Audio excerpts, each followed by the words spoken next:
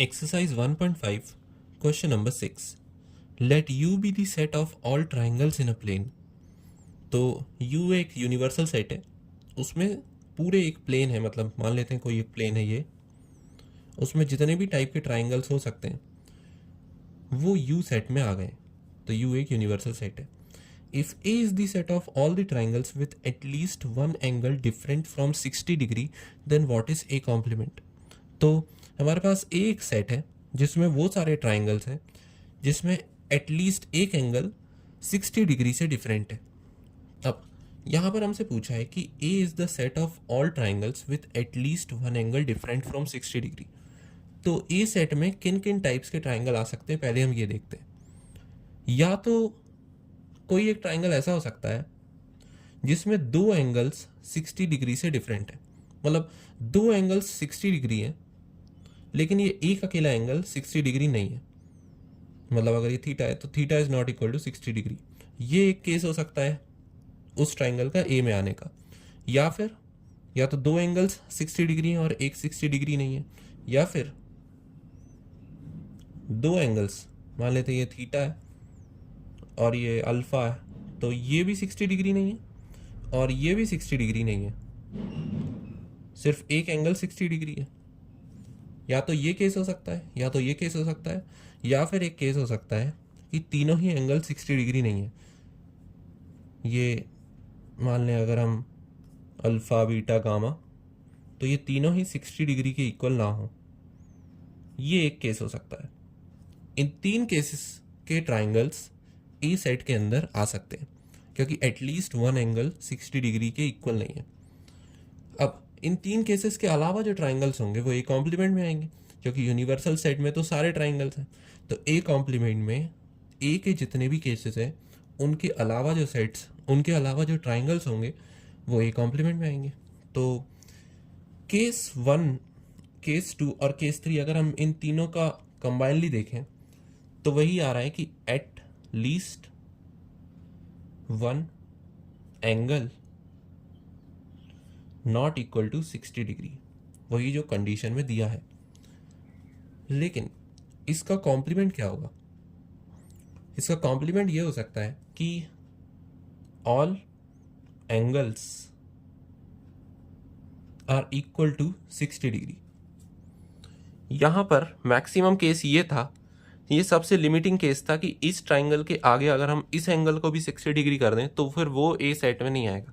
इसके पहले के तो आ सकते थे, लेकिन अगर इसके आगे हम जाएं और तीनों एंगल्स को 60 डिग्री कर दें, 60, 60 एंड 60, देन गारंटी है कि ये ट्राइंगल ए सेट में आएगा ही नहीं क्योंकि इसमें एक भी एंगल 60 डिग्री के, मतलब एक भी एंगल 60 डिग्री से अलग नहीं है.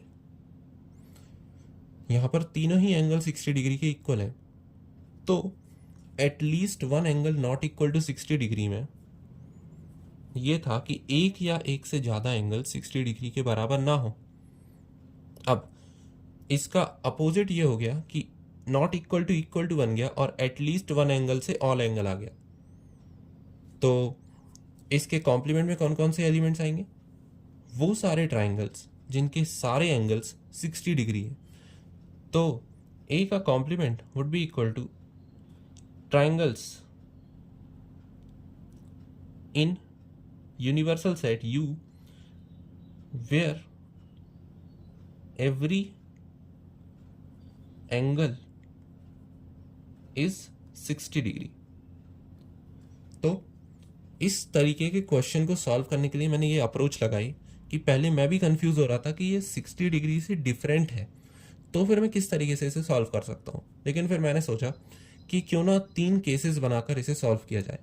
पहला केस वो होता जिसमें सिर्फ एक एंगल 60 डिग्री होता जो इसकी कंडीशन को जस्ट सेटिस्फाई कर रहा होता. फिर दूसरा केस वो होता जिसमें दो एंगल 60 डिग्री होते, तो वो तो गारंटीड ही इस सेट में आता क्योंकि एक भी अगर ना हो तो वो तो आ ही जाता, तो दूसरा ना हो तो वो तो आता ही. और तीसरे में तीनों ही एंगल 60 डिग्री के इक्वल नहीं करे. लेकिन इन तीनों एलिमेंट्स को ए सेट में डालने के बाद मैंने सोचा कि ए कॉम्प्लीमेंट में क्या हो सकता है. तो इसके आगे मैं और गया, इसमें एक 60 डिग्री का एंगल बढ़ाया था, इसमें दो बढ़ाए थे, तो मैंने सोचा तीनों एंगल्स को अगर 60 डिग्री करते हैं तो क्या वो ए में आएंगे? तो रिजल्ट के अंदर नहीं आएंगे. तो फिर मैंने पहले ये स्टेटमेंट लिखी, at least one angle should not be equal to 60 degree. Then उसका कॉम्प्लीमेंट लिखा, इस स्टेटमेंट का कॉम्प्लीमेंट और मुझे पता चला कि all angle should be equal to 60 degree.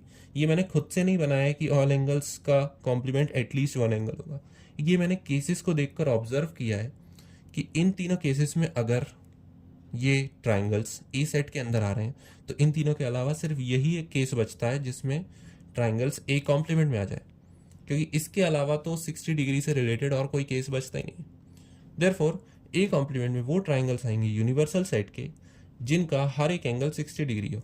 और हर एक एंगल 60 डिग्री होने का मतलब क्या है? ऑल इक्विलैटरल ट्राइंगल्स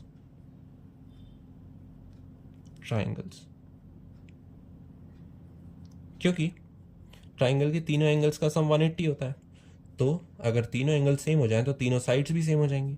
इसका मतलब ए कॉम्प्लीमेंट में सारे इक्विलैटरल ट्राइंगल्स का सेट आएगा, जो ए में नहीं है, क्योंकि ए में तो एक भी इक्विलैटरल ट्राइंगल नहीं है। So this is the answer of A's complement.